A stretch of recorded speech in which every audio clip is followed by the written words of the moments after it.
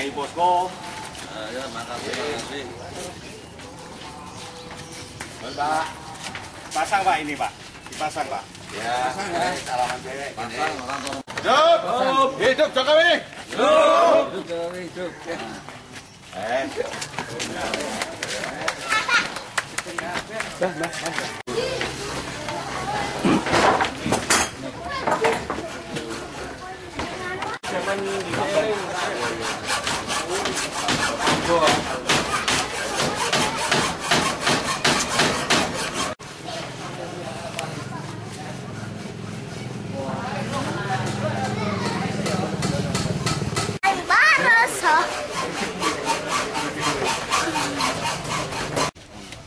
Jadi ternyata sambutannya di desa-desa, di kampung-kampung luar biasa.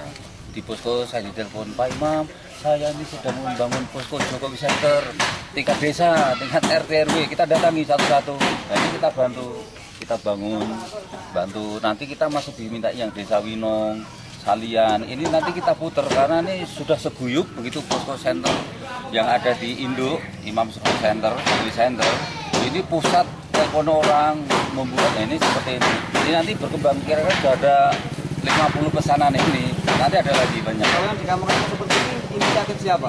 Inisiatif Pak RT, Pak RW, terus pemuda-pemuda yang sudah gila dengan Jokowi itu.